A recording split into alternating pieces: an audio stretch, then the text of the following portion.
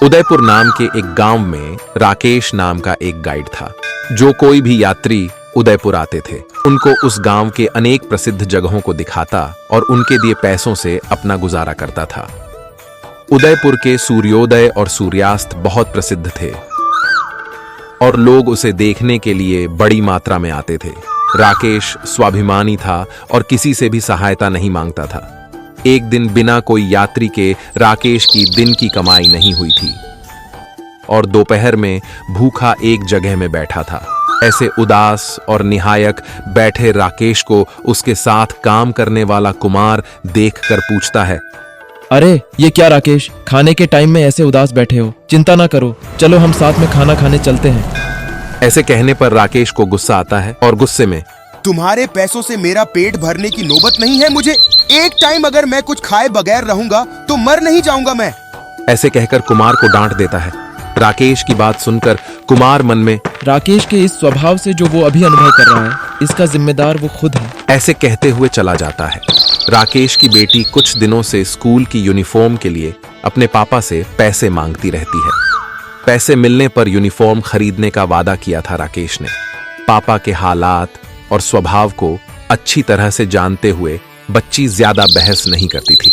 दूसरे दिन भी राकेश बिना यात्री के पैसा न कमाते हुए नंगे पेट घर आता है। घर में अपनी बेटी को नई यूनिफॉर्म में देखकर उसका गुस्सा चढ़ जाता है और गुस्से में घर में पड़ी हुई एक लकड़ी को लेकर अपने आप को पीटता हुआ कहता है, अपने पापा से नहीं हो पाएगा। ये सोचकर तुमने भीख मांगकर यूनिफॉर्म लिया है ना। अपने पापा के हालात का अच्छा मजाक बनाया तुमने। ऐसे कहते हुए बेहोश गिर पड़ता है। जब उसकी आंखें खुलती हैं और सामने अपनी बेटी के साथ एक महिला को देखते हुए, आप कौन? ऐसे पूछने पर, आपकी बेटी ने इंटर स्कूल कंपटीशन में 1000 रुपए का प्राइज जीता था।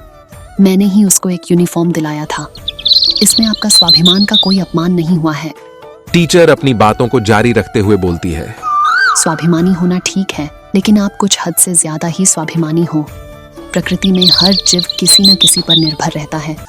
जैसे अगर किसान खेती नहीं करेगा तो हम सब भूखे रह जाएंगे, वैसे ही अगर गाय हमें दूध नहीं देती है तो हम दूध की कोई चीज नहीं बना सकते हैं। देना भगवान के हाथों में है और मांगना हमारा धर्म है। ये बातें सुनकर राकेश को अपना स्वाभिमानी का पागलपन का एहसास होता है। तब से वह सबसे मिलजुल के जीवन बिताने लगता है। एकता में बल है। दूसरों पर निर्भर होना ठीक नहीं, पर मिलजुल कर एक दूसरे की सहायता करके जीवन गुजारने में असली मजा है। शिकारीपुर नाम के गांव में इरफान नाम का एक कसाई रहता था। बाकी के दिन वो बिना कुछ ग्राहक के वो मच्छर मारता था, लेकिन रविवार के दिन वो ईद मनाता था। इरफान की दुकान के सामने लोग क्यू लग जाते थे। उसकी दुकान में टोकन का सिस्टम था और रामू उसका देखभाल करता था।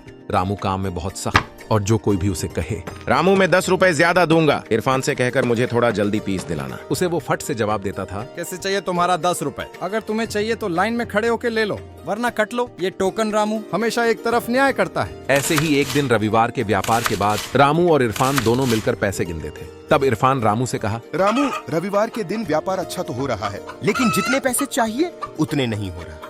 इसे सुनकर रामू ने कहा, भैया लोग कहते हैं कि जितना चादर है उतना ही हमें पैर फैलाना चाहिए। ऐसे अपने शैली में इरफान को समझाया। इरफान अपने कमाई से न खुश था और वो अगले दिन मुर्गी फार्म जाकर वही उस फार्म में राकेश से पूछा, राकेश, तुम ये मरे हुए मुर्गे का क्या करते हो? ये सुनकर राकेश ने कहा, और क्या कर सकते हैं इरफान भाई, हम उन मुर्गियों को मिट्टी में दफना देते हैं। तो फिर इरफान ने कहा, वो ठीक है राकेश, लेकिन हम मुर्गी को मार कर ही खाते हैं ना। अगर मुर्गी मर गया है तो उसे मारने का काम नहीं करना पड़ेगा ना। तो ये सुनकर राकेश ने कहा, बहुत जगह ऐसे ही करते हैं और बेच देते हैं भाई, लेकिन मैं ऐसे नहीं करता। 3 महीने में रेडी होने वाले मुर्गे आजकल के केमिकल के सहायता से 1 महीने में रेडी कर देते हैं और मुर्गी उस केमिकल की वजह से मरते हैं।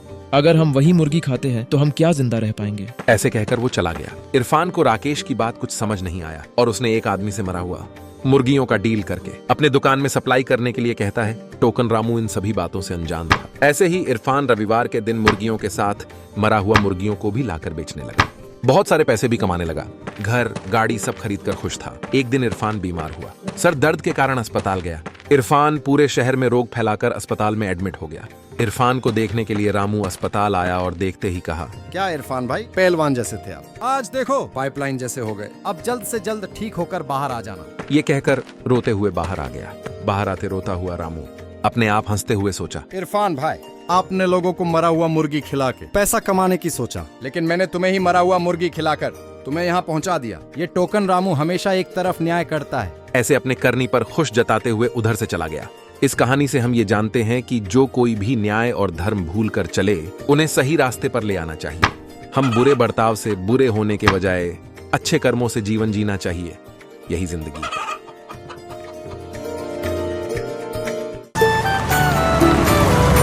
मधुगिरी नाम के एक गांव में पांडु नाम का एक पान वाला रहता था। उसके पान बहुत मशहूर थे।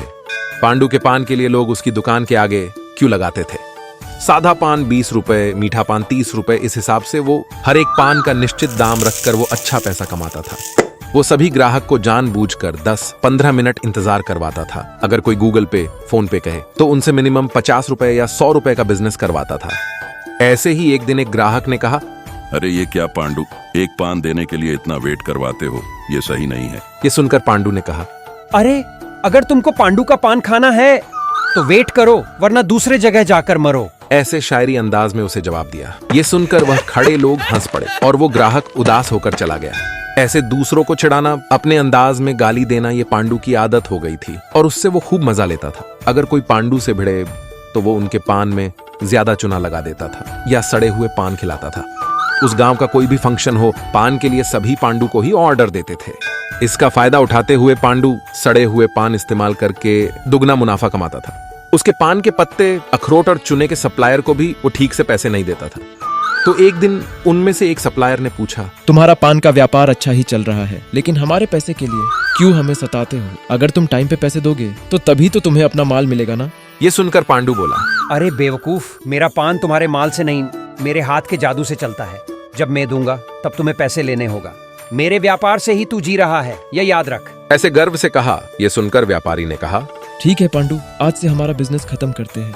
अब से कोई लेन देन नहीं रहेगा। ये कह के वो वहां से चला गया। पांडु ऐसे ही अपने घमंड से सभी सप्लायर से रिश्ता खो दिया। सभी गांव वालों के साथ बुरे व्यवहार करता रहा, लेकिन उस गांव के जमींदार से वो बहुत प्यार से पेश आता था। इसका कारण उसका पान का दुकान जमींदार के इलाके में था। जमींदार बहुत कड़क इंसान था। छोटी सी गलती करने वालों को भी वो कड़ी सजा देता था। ऐसे ही एक दिन जमींदार पान की दुकान पर आकर पूछा, पांडु, कल मेरी बेटी की शादी है और रिसेप्शन में मुझे तेरे हाथों का पान चाहिए।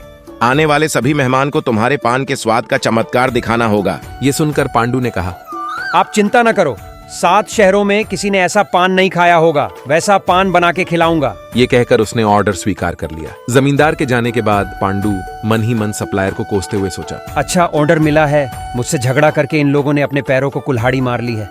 इसी सोच के साथ सिटी में रहने वाले नए सप्लायर को मिलके रिसेप्शन में पान बनाने वाला मटेरियल का ऑर्डर दिया। अगले दिन अपने मटेरियल के लिए पांडु नए सप्लायर को लगातार कॉल करता रहा, लेकिन वो सप्लायर उसका कॉल आंसर नहीं किया, जिससे पांडु टेंशन में आके जमींदार के बारे में सोच के घबरा गया। उसको पता था अगर जमींदार के ऑर्डर सही नहीं गया तो उसके व्यापार पर बुरा असर पड़ सकता था। इंतजार करते करते पांडु को असल में पसीने छूटने लगे। पांडु को और कोई रास्ता नहीं दिखा। जमींदार को सच बता के उनसे माफी मांगना ही उचित समझकर जमींदार के पास गया। डरा हुआ पांडु जैसे ही जमींदार के पास आया, किसी और से बात करता हुआ जमींदार पांडु को देखते ही उसके पास आया। गले लगाते हुए बोला, वाह पांडु वाह, क्या पान है और कैसा स्वाद है। तुमने पांडु पान वाला का अपना नाम फिर से साबित कर दिया। मेरे मर्यादा को बचा लिया। तुम्हारे पान पर फिदा होके मैं अपने जमीन का एक छोटा सा हिस्सा तेरे नाम कर रहा हूँ। ये कहकर जमींदार ने जमीन का कागजात पांडु को दिया। ये सुनकर पांडु चकित होके कौन उसके नाम पर पान खिला रहा है ये जानने के लिए चारों ओर देखा, तो उसने अपने पुराने सप्लायर देख लिए। उन्हें देखते ही पांडु भागते हुए उन सब के पास गले मिलके कहा, मैंने आपको गाली दिया, ताने मारे, फिर भी आप लोगों उस सब भूल के आज मेरे मान बचा लिए। व्यापारियों ने कहा, अरे पांडु, तुम्हारे व्यापार से ही तो हम जी रहे थे, तो ऐसे वक्त में तुम्हारा साथ कैसे छोड़ सकते हैं दोस्त। इस घटना से पांडु को अपने गलती का एहसास हुआ और उस दिन से वो सप्लायर से ज्यादा उनको अपना दोस्त बना लिया। अपने चिचोरापन को छोड़कर उनके साथ निष्ठा से व्यापार करने लगा। सारे सप्लायर भी उसके साथ व्यापार करते, घर और गाड़ी भी खरीद के खुशी से जीने लगे। अगर कोई हमारा बुरा सोचता है तो हमें उसके बदले में उसका अच्छा ही सोचना चाहिए। इससे उसका अहंकार टूटता है। हमें हमेशा दूसरों का मदद करना चाहिए और साथ लेकर चलना चाहिए। इससे हमारे रिश्ते मजबूत होते हैं और सामना करने की शक्ति मिलती है।